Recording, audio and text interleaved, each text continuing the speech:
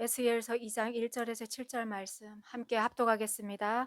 그가 내게 이르되 인자야 내 발로 일어서라 내가 내게 말하리라 하시며 그가 내게 말씀하실 때에 그 영이 내게 임하사 나를 일으켜 내 발로 세우시기로 내가 그 말씀하시는 자의 소리를 들으니 내게 이르시되 인자야 내가 너를 이스라엘 자손 곧 패역한 백성 나를 배반하는 자에게 보내노라. 그들과 그 조상들이 내게 범죄하여 오늘까지 이르렀나니 이 자손은 얼굴이 뻔뻔하고 마음이 굳은 자니라. 내가 너를 그들에게 보내노니 너는 그들에게 이르기를 주 여호와의 말씀이 이러하시다 하라. 그들은 패역한 족속이라. 그들이 듣든지 아니 듣든지 그들 가운데 선지자가 있음을 알지니라. 인자야 너는 비록 가시와 찔레와 함께 있으며 정갈 가운데에 거주할지라도 그들을 두려워하지 말고 그들의 말을 두려워하지 말지어다. 그들은 패역한 족속이라도 그 말을 두려워하지 말며 그 얼굴을 무서워하지 말지어다. 그들은 심히 패역한 자리라. 그들이 듣지도 아니 듣든지 너는 내 말로 고할지어다. 아멘. 하나님 아버지 감사합니다. 오늘 이 에스겔에게 주신 그 말씀을 통해서 우리가 은혜를 받으려고 합니다. 오늘 이 시대에 하나님 그 십자가 보혈로 우리를 이 자리에 불러 모아 주셨습니다. 하나님 이 시대에 우리가 마땅히 어떻게 살아가야 하는지 에스겔을 통해서 하실 하나님의 말씀에 귀를 기울입니다. 주님 말씀하여 주시옵소서. 우리가 듣겠나이다. 예수님의 이름으로 기도드립니다. 아멘. 네, 오늘은 위로부터 임하는 구원의 은혜라는 제아의 말씀으로 여러분과 함께 은혜 자리에 서기를 간절히 소망합니다. 지난주 우리는 하나님께서 예배자로 부르시고 준비시키시는 분이심을 말씀을 통해서 봤습니다. 수뇌부에서 누구를 준비시키십니까? 다니엘을 준비시키셨습니다. 그리고 백성 가운데 에스겔을 세우셔서 모든 사람을 예배자로 부르시는 하나님의 뜻과 계획을 보았습니다. 오늘은 두 번째 시간으로 패역한 백성 위에 침묵하지 않으시고 버려두지 않으시며 위로부터 구원의 은혜를 베푸시는 그 하나님의 말씀을 듣고자 합니다. 시공간을 초월하셔서 오늘 이 시대를 살아가는 우리에게 주시는 하나님의 음성에 귀를 기울이는 저와 여러분이 됐으면 좋겠습니다. 오늘 본문 에스겔서 2장 1절 말씀을 보면 하나님께서 이렇게 말씀하십니다. 인자야 내 발로 일어서라 내가 내게 말하리라 라고 말씀하십니다. 구약에서 인자라는 표현은 다니엘서와 에스겔서에서 나옵니다. 그리고 신약에 가면 예수님께서 자신을 인자라고 이렇게 표현하십니다. 그러면 구약에서 말씀하시는 인자의 뜻은 어떤 뜻이냐라는 거죠. 여기서 언급되는 인자는 한마디로 창조주 앞에서는 피조물로서의 인간을 말합니다. 인간. 그런데 동시에 그 인간이 하나님께서 택정하셔서 하나님의 말씀을 대언하는 존재로 세워질 때 그때 그 권위가 어디서 오느냐라는 것을 말씀하고 있습니다. 그 권위는 전적으로 하나님께로부터 온다는 것을 에스겔을 통해서 또 다니엘을 통해서 하나님께서 말씀하십니다. 이제 에스겔은 한 보통의 인간이면서 동시에 하나님의 말씀을 받아서 전하는 선지자로 하나님의 대변자로 세워집니다. 자, 신약에서 예수님께서 자신을 인자라고 표현하시지 않습니까? 그러면 예수님께서 말씀하시는 이 인자의 뜻은 어떻게 어디에서 이렇게 정확하게 표현되고 있냐면요. 다니엘서 7장에서 분명히 말씀하고 있습니다. 다니엘서 7장 13절 14절에 보면 이런 말씀이 있습니다. 다니엘이 환상을 보는 거예요. 그런데 다니엘이 어떻게 표현하냐면요. 내가 또 밤 환상 중에 보니 인자 같은 이가 하늘 구름을 타고 와서 옛적부터 항상 계신 이에게 나아가는데 그 앞에 인도됨에 그에게 권세와 영광과 나라를 주는 것을 다니엘이 봅니다. 그러니까 여러분 요한복음에도 이렇게 예수님을 표현하고 있지 않습니까? 말씀이 육신이 되어 우리 가운데 오신 그 하나님의 독생자들을 표현하신단 말이에요. 예수님은 권세와 영광과 나라를 아버지 하나님으로부터 받으신, 그러니까 완전한 하나님이시면서 동시에 완전한 인간이다라는 것을 이 다니엘서를 통해서 이미 예언하고 계십니다. 그분은 스스로를 구원할 수 없는 이 어두운 세상 가운데 빛으로 오셔서 십자가의 사랑을 이루신 분이시죠. 그러니까 다니엘과 에스겔을 준비시키시고 메시아 구원의 구속사를 이루어 가시는 하나님은 인류에게 분명하게 말씀하고 있습니다. 구원은 하나님께로부터 온다. 이 구원의 주도권은 전적인 하나님께 있다라는 것을 말씀하고 있습니다. 자, 그런데 이런 전지전능하신 하나님께서, 여러분 아시잖아요. 우리 창세기를 다 아시잖아요. 창세기 1장 1절에 보면 어떻게 나옵니까? 우리가 다 아는 것처럼 우리 주변에 이 아름다운 빛과 아름다운 나무와 아름다운 새와 아름다운 구름, 이 모든 것들이 있기 전에 흑암만이 수면 위에 감돌고 그 위를 운행하시던 그 하나님, 그 하나님께서 말씀으로 우주 만물을 창조하셨다는 거죠. 이 말씀은 뭐냐면요, 하나님은 이미 말씀으로 모든 것을 다 이루실 수 있는 분이다라는 것을 말씀하고 있습니다. 그런데 그런 분이 지금 에스겔을 부르셨다는 거예요. 뭐든 다, 사람이 없이도 뭐든지 다 하나님께서 이루실 수 있는 분이신데 이분이 에스겔을 찾아오셨다는 겁니다. 왜입니까? 하나님께서 연약한 인간을 택하시고 그 입술을 통해서 하나님이 말씀이 전해지도록 정하셨기 때문에 하나님의 구원 사역에는 늘 누가 동반됩니까? 사람이 동반된다라는 것을 우리가 볼 수 있는 부분이죠. 정말 그런지 오늘 말씀을 통해서 여러분과 함께 보려고 합니다. 제사장의 아들이지만 지금 에스겔은 바벨론의 포로로 잡혀와 있습니다. 그런 에스겔에게 하나님께서 말씀하십니다. 내가 너를 이스라엘 자손 곧 패역한 백성, 나를 배반하는 자에게 보낸다. 에스겔에게 이런 말씀을 하십니다. 그런데 그 보내는 백성은 어떤 백성이냐? 얼굴이 뻔뻔하고 마음이 굳은 하나님께 범죄한 이스라엘이다 라고 말씀하시는 겁니다. 이런 이스라엘에게 하나님께서 에스겔을 보내신다는 거죠. 그러면서 뭐라고 말씀하시냐면요, 듣든지 아니 듣든지 너는 전하라 라고 말씀하십니다. 하나님께서는 바빌론의 포로로 잡혀가 있는 이 유다에게만 선지자들을 보내셨을까요? 아닙니다. 역사서를 통해서 보면 북이스라엘과 남유다가 갈라져서 이 분열 왕국으로 이렇게 쭉 역사가 진행될 때 하나님께서는 늘 시내산 율법과 다른 길을 가는 그들에게 하나님의 사람들을 보내셨습니다. 그래서 보내셔서 늘 말씀하시는 것이 이렇게 살면 안 된다. 회개하고 돌아오라 라는 말씀을 하셨습니다. 그런데 그들은 듣지 않았습니다. 그들은 늘 어떤 마음을 갖고 살았냐면요, 우리는 신께 선택을 받은 성민이다. 매일 드려지는 번제와 하목제와 여러 제사들을 내세우면서 하나님 앞에서 우리는 끊어지지 않는다, 망하지 않는다 라고 늘 외쳤습니다. 그런데 매일 드려지는 그 제사 가운데 가장 중요한 하나님이 없었습니다. 그들에게는 마음에는 우상과 세속이 가득했고요, 율법을 지키는 것 같았지만 그 율법에서 가장 중요시하는 사랑이 없는 형식에 불과했습니다.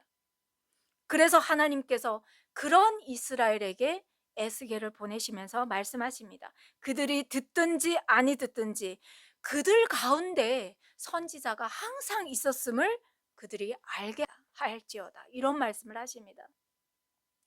하나님은 그들을 버린 것이 아니라 지금 바벨론으로 가 있는 그 강팍한 그들 가운데도 지금 여호와 하나님은 함께 하신다는 것을 지금 선지자를 보내시면서 자기 백성에게 지금 말씀하고 있는 거죠.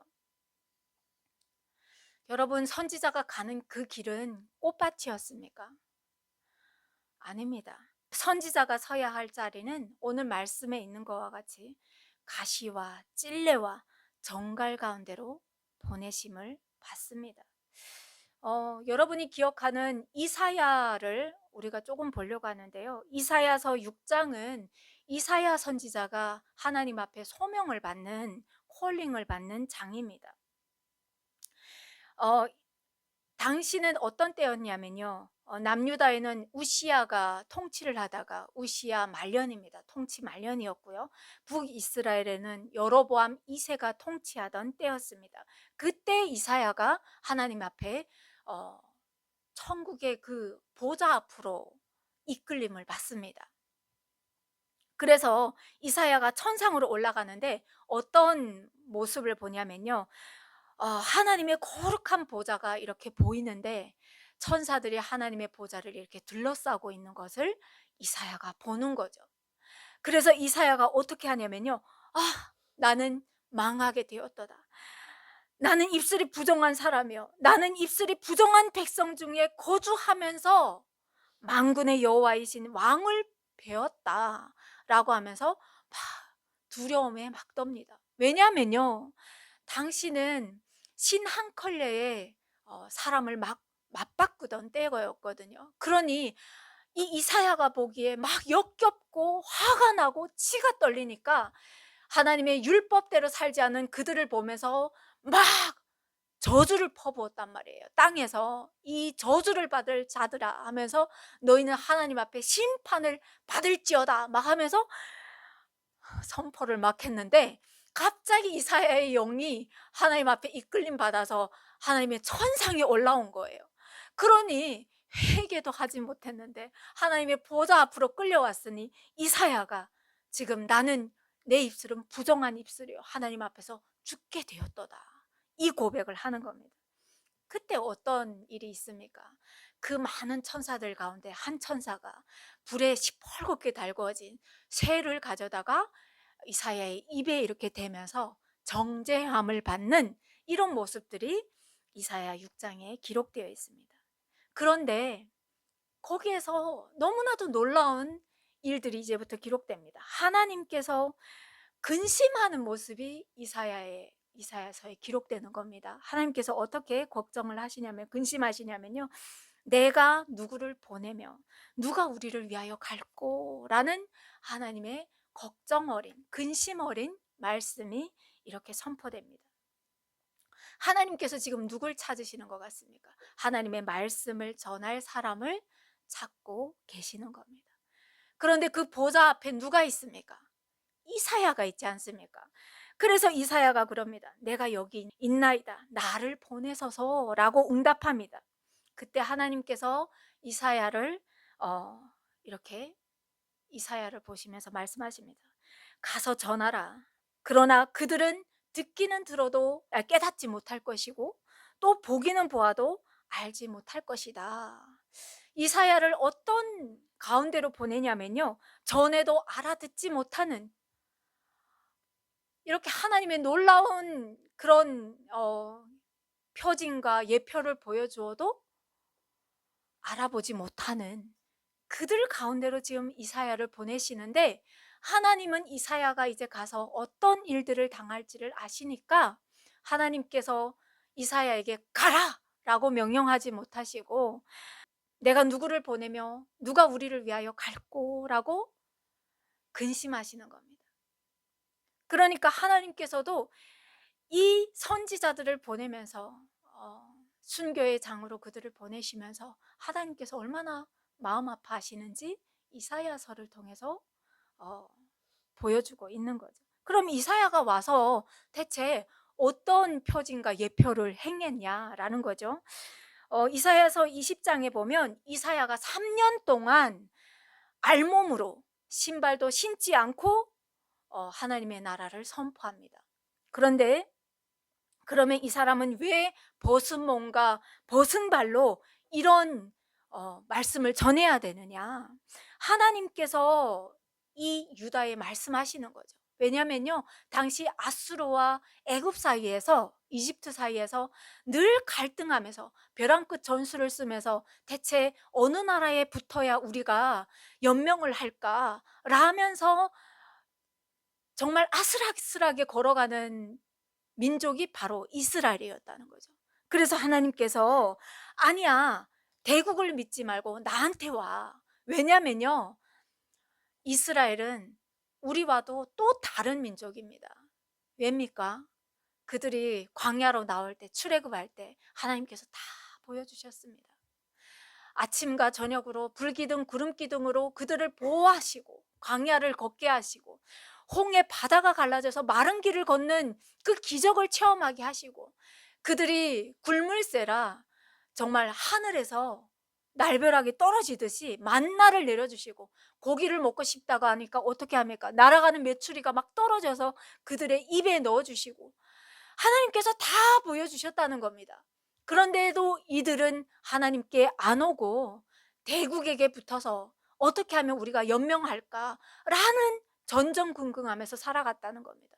그래서 하나님께서 이사야의 알몸과 이 벗은 발을 보여주면서 너희가 믿는 구스와 저 애굽이 이제 아수르에 이렇게 포로되어서 잡혀갈 거야. 그러니 대국을 믿지 말고 나에게 와라. 이 예표를, 이 징표를 이사야가 합니다. 그런데 사람들은 과연 어떻게 받아들였을까요? 정신병자처럼 받아들였겠죠. 한 사람도 이사야의 말에 귀를 기울이지 않고 돌아오지 않습니다. 이사야는 정말 외로운 사역을 합니다. 그래서 이렇게 소명받아서 약 60년 정도 이렇게 유다에서 사역을 하다가 그 순교회장도 정말 비참하기 그지없습니다. 히스기야의 아들인 그 므낫세 때 톱에 잘려서 이사야는 순교당합니다. 그러니 하나님께서 이사야를 보내실 때 얼마나 마음이 아프셨을까요? 시작과 끝을 다 보시는 분이신데 얼마나 미안하고 그랬을까요? 가시와 찔레와 정갈 가운데로 하나님의 사람들을 보내시는 겁니다. 그러면 여러분, 우리 주님이 오시는 그 길은 과연 평탄한 길이었을까요? 요한복음에서 하나님께서 이렇게 말씀으로 기록합니다. 참빛 곧 세상에 와서 각 사람에게 비추는 빛이 있었나니 그가 세상에 계셨으며 세상은 그로 말미암아 지은 바 되었으되 세상이 그를 알지 못하였고 자기 땅에 오매 자기 백성이 영접하지 아니하였다. 예수님께서 오신 그 길도 가시와 찔레와 정갈 가운데로 오셨다는 겁니다. 누구를 위해서? 여러분과 저를 위해서 예수님께서 오셔서 그 험하고도 투박한 그 십자가를 지시고 생명의 물과 피를 다 쏟으셨다는 겁니다. 하나님께서 에스겔을 이렇게 그 세상 가운데로 보내시면서, 이스라엘 가운데 보내시면서 말씀하십니다. 너는 그들을 두려워하지 말고 그들의 말도 두려워하지 말라. 내가 내게 이르는 말을 듣고 그 패역한 족속과 패역하지 말라. 세상에 휩쓸려 내려가지 말라는 거예요. 내 입술을 벌리고 내가 내게 주는 것을 먹으라 하면서 하나님께서 에스겔에게 뭘 먹이시냐면요, 두루마리를 먹이십니다. 말씀을 먹이시는 겁니다. 말씀을. 그런데 에스겔이 이렇게 표현합니다. 그 두루마리가 내 입에 있을 때 꿀같이 달다라고 표현합니다. 여러분, 하나님 앞에 한평생 살았던 사람이 있지 않습니까? 하나님께서 나의 종이라고 부르는 다윗이 있지 않습니까? 그 다윗이 많은 고백을 했는데 시편에서 이런 고백을 합니다. 여호와의 교훈은 정직하여 마음을 기쁘게 하고 여호와의 계명은 순결하여서 눈을 밝게 하시는도다. 여호와를 경외하는 도는 정결하여 영원까지 이루고 여호와의 법도 진실하여 다 의로우니. 사람들이 좋아하는 거 있지 않습니까? 금. 금, 곧 많은 순금보다 더 사모할 것이며, 그렇게 말씀을 사모해 보니까 다윗이 말합니다. 꿀과 송이꿀보다 더 달더라. 달도다. 다윗이 이렇게 고백합니다. 그러니까 무슨 말씀이냐?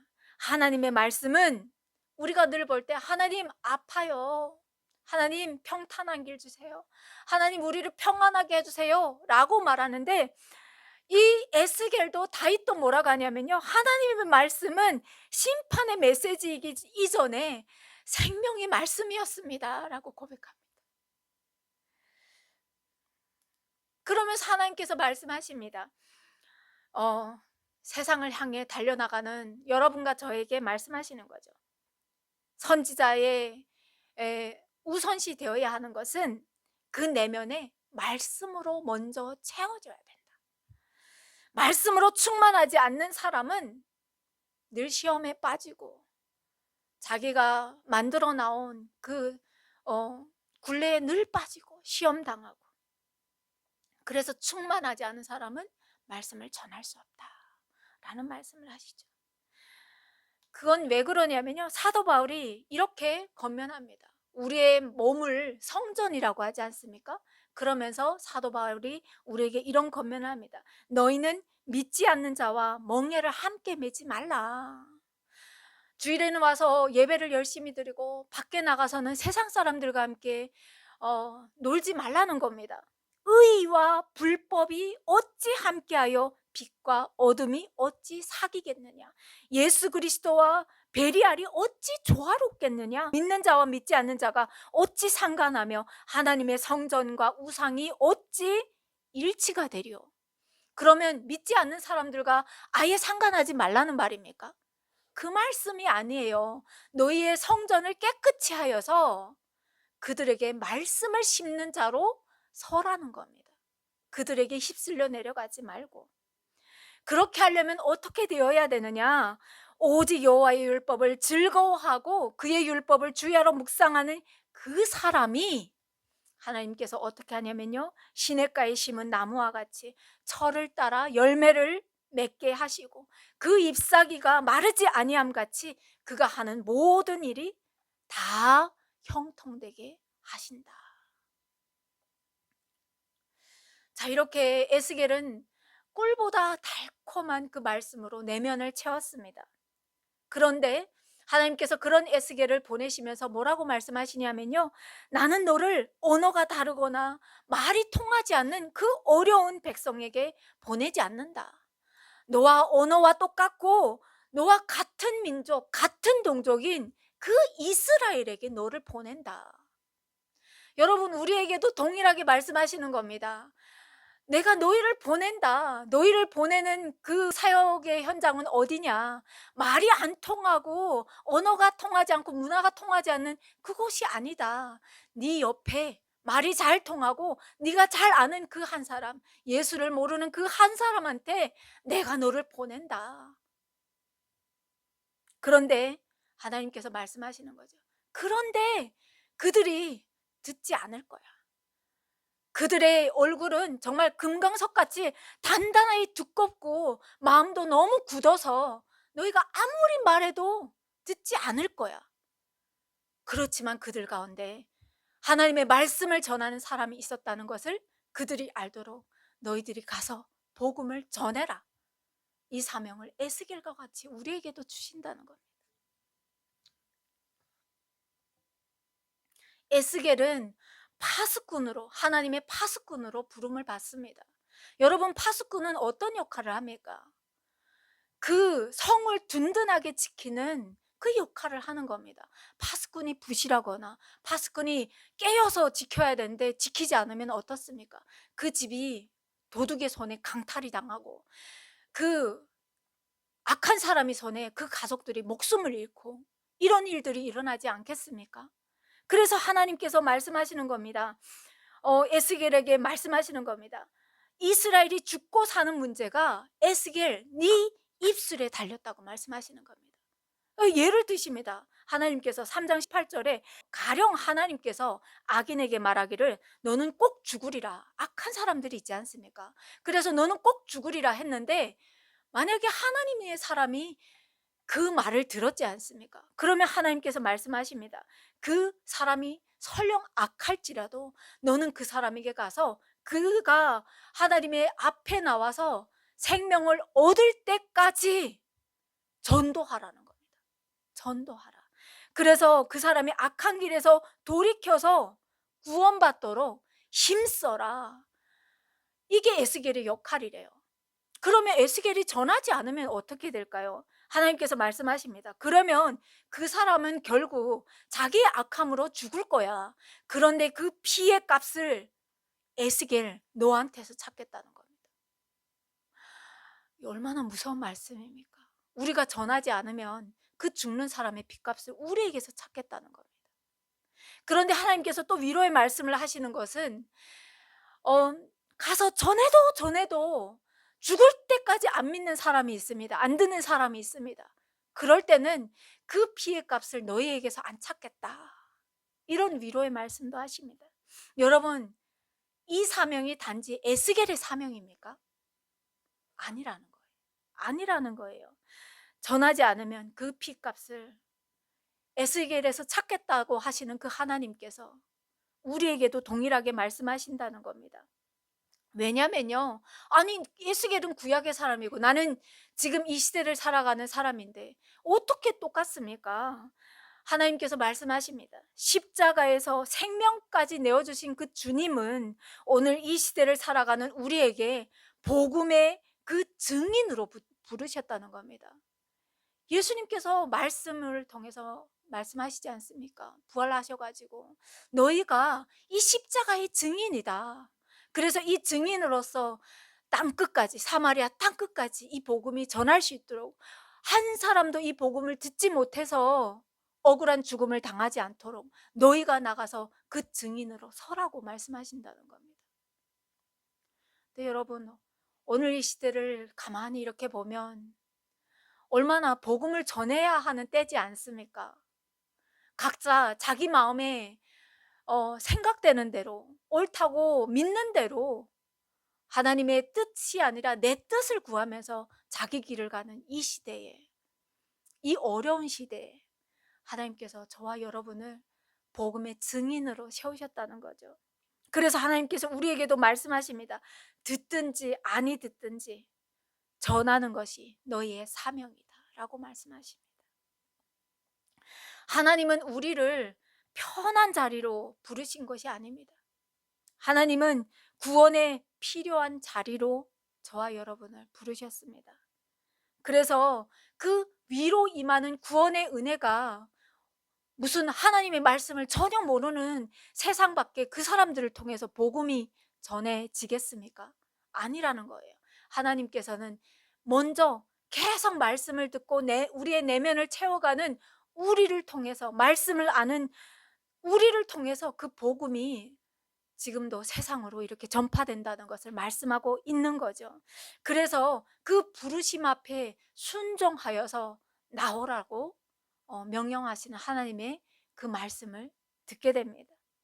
한 주도 또 이렇게 새로운 한 주를 주님 앞에서 살아가야 되는데, 나를 세우신 그 부르심이 무슨 뜻인지 그걸 이렇게 되새기면서 한 주도 주님 앞에서 안 믿는 사람들, 그 영혼들을 품고 듣든지 아니 듣든지 그들에게 복음을 전하는 저와 여러분이 되기를 간절히 소망합니다. 기도하겠습니다. 하나님, 감사합니다. 우리를 복음의 통로로 삼아주심에 감사합니다. 하나님, 우리도 하나님의 그 은혜를 모를 때 세상 사람들보다 더 나쁘게 살았을지도 모릅니다. 그런데 하나님께서 이런 우리를 위해서 말씀이 육신이 되어서 이 땅 가운데 빛으로 오셔서 십자가에서 모든 것을 이루어 주셨습니다. 죄의 삭신 그 사망으로부터 우리를 건져 주셨습니다. 이 놀라운 은혜를 받았음에도 불구하고 하나님, 입을 다무는 어리석은 자가 되지 않게 하시고 하나님 앞에 죄를 범하는 자가 되지 않게 하시고 오늘도 우리를 통해 말씀하시는 하나님의 그 명령에 순종하는 충성된 예수 전도자로 한 주를 살게 하여 주시옵소서. 그래 하실 하나님을 찬양하며 예수님의 이름으로 기도드립니다. 아멘.